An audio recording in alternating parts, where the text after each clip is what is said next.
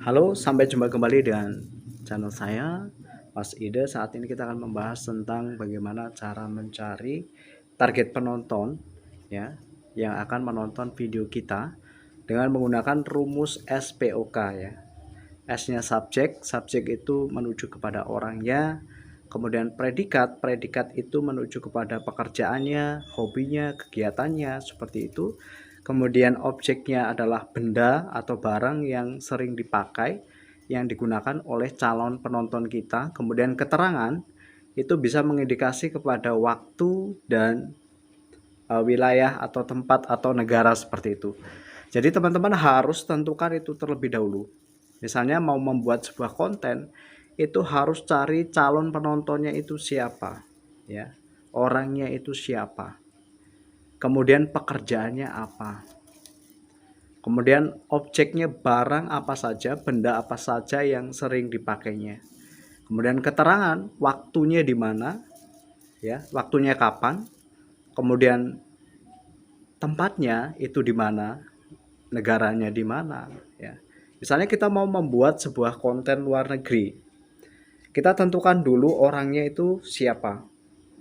Dia laki-laki, dia perempuan, dia anak-anak, dia pemuda, dia remaja, dia dewasa, atau dia lansia. Jadi itu harus lebih spesifik ya, agar kita menargetkan video kita itu lebih mudah.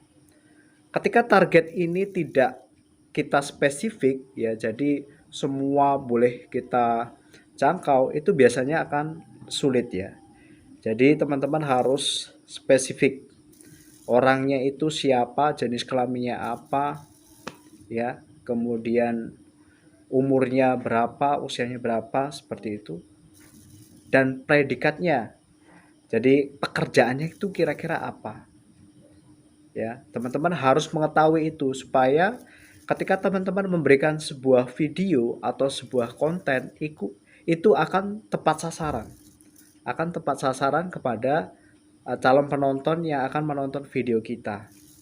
Dan video kita akan cenderung retensinya akan semakin baik karena memang tepat sasaran seperti itu. Objeknya itu benda atau barang apa saja yang sering digunakan oleh calon penonton kita yang kita sudah target. Kemudian kita keterangannya itu waktunya kapan, atau waktunya musim panas, atau musim dingin, atau musim hujan, atau musim kemarau, ya. Kemudian wilayahnya, negaranya di mana, ya. Kemudian pulaunya di mana, benuanya di mana. Tentu ini harus dipilah-pilah secara spesifik agar video kita ketika kita tampilkan ke dalam channel kita itu akan tertarget dengan pas ya. Jadi jangan lupakan SPOK ya. Misalnya yang kita targetkan adalah orang yang usianya sudah 65 tahun ya, dan pekerjaannya itu sudah pensiunan. Objeknya apa saja yang di situ yang sering digunakan, misalnya ya dia sering hanya menonton video menggunakan HP. Kemudian keterangannya, waktunya di musim panas. Kemudian tempatnya, wilayahnya di mana, di Amerika. Teman-teman harus sudah pilah ya. Dan orang ini misalnya sulit tidur atau memiliki gangguan kesehatan yang lainnya, dan kira-kira apa yang diperlukan oleh target penonton yang akan kita berikan video kita. Misalnya sebagai contoh ya, kita akan memanjakan telinga mereka ya menggunakan suara-suara dari derunya derasnya air hujan, kemudian derunya ombak di samudra, atau kicauan burung supaya dapat menenangkan mereka sehingga mereka dapat beristirahat dengan baik. Itu merupakan target yang sudah spesifik ya. Ini biasanya kalau orang Amerika itu kan yang lansia ya hanya suka menonton video, yang video apa saja. Ya biasanya yang mereka perlukan itu ya adalah suara-suara yang dapat menenangkan jiwanya sehingga mereka itu dapat beristirahat dengan baik, seperti itu. Nah, sudah ketemu ya. Jadi rumus SPOK ini sangat efektif sekali untuk menargetkan siapa penonton video kita.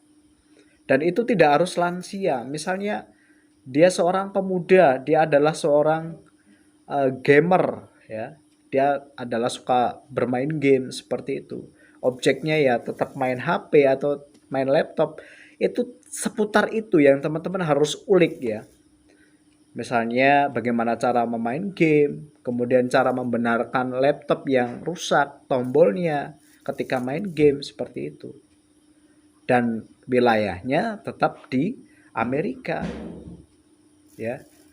Kemudian waktunya itu biasanya di musim panas. Teman-teman boleh membuat sebuah ide bagaimana cara membuat makanan segar atau minuman yang segar. Karena biasanya orang-orang yang akan mereka cari itu tentang minuman segar yang dapat melegakan dahaga mereka seperti itu. Teman-teman boleh meriset itu, mengobservasi itu, apa saja yang dibutuhkan mereka seperti itu. Jadi nanti ketika video kita ditampilkan, kita tampilkan ke channel kita akan tertarget dengan baik dan mudah-mudahan itu memiliki retensi yang baik ya, akan ditonton sepenuhnya oleh target penonton kita. Dan ketika sudah ditonton, retensinya sudah bagus, maka rekomendasi YouTube akan bekerja, algoritma YouTube akan bekerja. Dan tentu algoritma ini ketika dia bisa bekerja, ketika dalam channel kita itu membahas satu niche ya, targetnya tepat. Jangan kita membuat ini, kita main game terus kemudian membuat minuman atau membuat suara hujan atau suara ombak atau kicauan burung, jangan. Jadi harus dipilah-pilah, ini channel tentang ini tentang ini tentang ini, seperti itu. Supaya tidak bercampur-campur ya, tidak mix dan akan tepat sasaran. Dan mudah-mudahan algoritma YouTube akan mengoreksi ya, melihat channel teman-teman itu akan ditujukan kepada siapa. Dan ketika semuanya itu sudah bekerja dengan baik, maka rekomendasi YouTube itu akan bekerja dengan baik. Oke guys, semoga bermanfaat. Thank you for watching and see you next time.